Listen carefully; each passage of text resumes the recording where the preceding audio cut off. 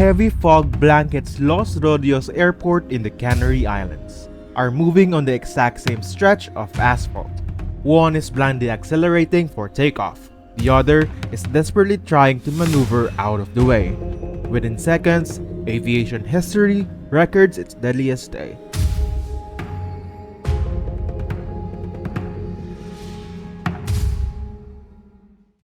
The 1970s marked a radical shift in global commercial aviation. The introduction of the Boeing 747, the first wide-body jumbo jet, completely transformed international travel. Airlines could suddenly move hundreds of people across oceans in a single flight. Pan American World Airways was the undisputed pioneer of this era. They were the launch customer for the 747. Pan Am represented the peak of American aviation prestige. Their counterpart in Europe was KLM Royal Dutch Airlines. Founded in 1919, KLM was the oldest operating airline in the world. They were the absolute pride of the Netherlands. Both carriers operated highly trained crews and strictly maintained fleets. Commanding the KLM Boeing 747 was Captain Jacob Veluden van Zanten, a 50-year-old veteran with nearly 12,000 flight hours. He was not just a pilot, he was the airline's chief flight instructor. He was the public face of KLM, featured heavily in their magazine advertisements. Beside him was First Officer Class Mers. He had recently completed his 747 qualification checks under the direct instruction of Captain Van Zanten. Managing the aircraft systems was Flight Engineer Willem Strouder. Operating the Pan Am Boeing 747 was Captain Victor Grubbs, a highly experienced 56-year-old aviator with over 27 flight hours. He was assisted by First Officer Robert Bragg and Flight Engineer George Warnes. They were a seasoned, professional American crew returning a charter flight of vacationers from Los Angeles. It was Sunday, 27th of March, 1977. Both wide-body jets were scheduled to land at Las Palmas Airport on the island of Gran Canaria. The passengers were preparing for a Mediterranean cruise holiday. At 1:15 p.m. local time, a terrorist bomb detonated inside the terminal at Las Palmas. Authorities received a warning that a second bomb was hidden in the airport. The facility was immediately shut down. Incoming international flights were forced to divert to Los Rodeios Airport on the neighboring island of Tenerife. Los Rodeios was a small regional facility. It was nestled in a high-altitude valley. It was not designed to handle massive international traffic. The airport possessed only one main runway and one parallel taxiway. Air traffic controllers at Los Rodeios were quickly overwhelmed. 5 large commercial jets, including the KLM and Pan Am 747s, were directed to park on the parallel taxiway. The aircraft were wedged tightly together. Because the parallel taxiway was blocked by parked airplanes, departing flights would have to use the main runway itself to taxi into position. In total, the two 747s held 644 passengers and crew members. They sat on the crowded tarmac for hours, waiting for Las Palmas to reopen. By late afternoon, the bomb threat at Las Palmas was cleared. The airport reopened and the diverted crews prepared to depart Tenerife. A new severe pressure was mounting inside the KLM cockpit. The Dutch government had recently instituted incredibly strict duty time limitations for flight crews. If a pilot exceeded his maximum legal working hours, he faced severe consequences. He could lose his pilot's license and the airline would face heavy financial penalties.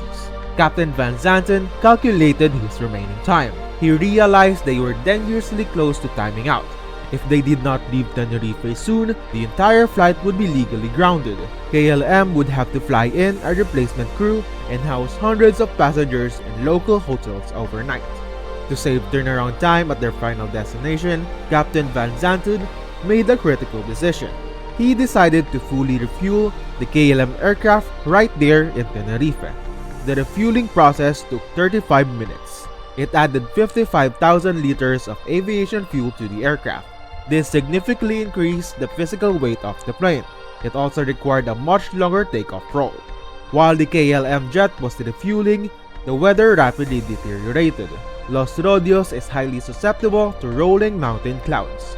A thick, dense sea fog swept across the airport. Visibility plummeted from several kilometers to barely 300 meters. The Pan Am crew, parked directly behind KLM, was ready to leave. They were physically trapped on the taxiway until the Dutch aircraft finished refueling. At 4:56 p.m., the KLM jet was finally cleared to move. The air traffic control tower instructed Captain Van Zanten to back taxi. He was ordered to drive his aircraft completely down the active runway, make a 100-degree turn at the end, and wait for takeoff clearance. 3 minutes later, the Pan Am jet was instructed to follow. The tower ordered Captain Grubbs to taxi down the exact same active runway behind KLM. To clear the runway for the Dutch departure, the controller instructed Pan Am to leave the runway by taking the third exit on the left. The environment was completely blind. The control tower was shrouded in fog. The controllers could not see the runway. They had no ground radar to track aircraft movements. The KLM and Pan Am crews could not see each other. They were relying entirely on voice communications over a single radio frequency. Inside the Pan Am cockpit, the crew struggled to identify the taxiway exits in the dense fog. The airport lacked clear signage. Furthermore, taking the third exit required an incredibly sharp 148-degree turn. This maneuver was virtually impossible for a massive Boeing 747 on a narrow runway. The Pan Am crew concluded the controller must have meant the fourth exit, which featured a much smoother 45-degree turn. They continued taxiing slowly down the runway, looking for the fourth exit. At the far end of the runway, the KLM jet completed its 100-degree turn. Captain Van Zanten advanced the throttles. First Officer Mers quickly intervened. He reminded the captain that they did not have air traffic control clearance. Captain Van Zanten abruptly pulled the throttles back. He instructed his co-pilot to ask for clearance. First Officer Mers radioed the tower. He requested their route clearance. The controller read back the post-takeoff routing. This clearance dictated which direction the plane should turn after it was airborne. It was not a clearance to actually begin the takeoff roll. First Officer Mers read the routing back to the tower. He then added a non-standard ambiguous phrase. He stated that they were now at takeoff. Captain Van Zanten released the brakes. He advanced the throttles to take off power. He announced to his crew that they were going. In the control tower, the Spanish controller was confused by the non-standard phrasing. He responded by telling KLM to stand by for takeoff and that he would call them. At the exact same fraction of a second, inside the Pan Am cockpit, First Officer Bragg heard the KLM transmission. He immediately pushed his radio button. He broadcasted a warning to the tower that Pan Am was still taxiing down the active runway. These two critical radio transmissions occurred simultaneously. When two microphones broadcast on the same frequency at the exact same time, the signals cancel each other out. This phenomenon is known as a heterodyne. Inside the KLM cockpit, the crew did not hear the tower tell them to stand by. They did not hear the Pan Am crew warn them that they were still on the runway. They only heard a brief, shrill squeal of static. The massive KLM jet accelerated blindly into the thick fog. The tower controller rated Pan Am. He asked them to report when the runway was clear. First Officer Bragg replied they would report when clear. Flight Engineer Schroeder was sitting behind the KLM pilots. He heard this final exchange. He realized Pan Am might still be in their path. He leaned forward. He asked Captain Van Zanten if the American plane was clear. Captain Van Zanten was fully focused on the takeoff roll. He replied with an emphatic yes. The aircraft continued to accelerate past 150 knots. The Pan Am jet was slowly approaching the fourth exit. Captain Grubbs was looking out the left window, trying to navigate the turn in the fog. First Officer Bragg looked forward through the windshield. He saw a faint glow emerging from the thick white mist. The landing lights of the KLM Boeing 747 materialized directly in front of them. The Dutch aircraft was hurtling down the runway at takeoff speed.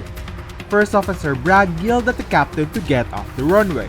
Captain Grubbs slammed the throttles to full power. He desperately turned the heavy control yoke to the left. The Pan Am jet lurched toward the grass, its engine screaming as it tried to clear the asphalt. Inside the KLM cockpit, Captain Van Zanten saw the profile of the Pan Am jet turning directly across his path. He was traveling too fast to stop. His only option was to force his aircraft into the air. He pulled the control yoke back violently. The extreme pitch caused the tail of the KLM aircraft to strike the runway. It scraped heavily along the asphalt, sending a shower of sparks into the fog. The fully fueled KLM jet struggled into the air. The nose cleared the Pan Am fuselage, but the aircraft was too heavy. It did not have enough altitude. At 5:06 p.m., the main landing gear of the KLM jet sheared directly through the upper deck of the Pan Am aircraft. The impact tore the American jet apart, ripping off the roof of the passenger cabin and severing the vertical stabilizer. Both aircraft had been ripped into pieces. The heavily damaged KLM jet remained airborne for a few seconds. The engines ingested massive amounts of debris from the impact. The aircraft stalled, rolled sharply, and slammed back onto the runway approximately 150 meters away. The aircraft skidded down the asphalt for another 300 meters. The 55,000 liters of aviation fuel ignited instantly. The KLM Boeing 747 was consumed by a massive fireball. No one on board the Dutch aircraft survived. All 248 passengers and crew members died in the fire. The Pan Am aircraft was entirely engulfed in flames. The impact had sheared away the upper lounge and the cockpit floor. Captain Grubbs, First Officer Bragg, and Flight Engineer Warnes miraculously survived the initial impact. They escaped by dropping down into the burning first-class cabin and jumping from the left wing to the ground. A small number of passengers managed to follow them, leaping from the torn fuselage before the central fuel tanks exploded. Firefighters at Los Rodeios deployed into the thick fog. They initially only saw the blazing wreckage of the KLM jet.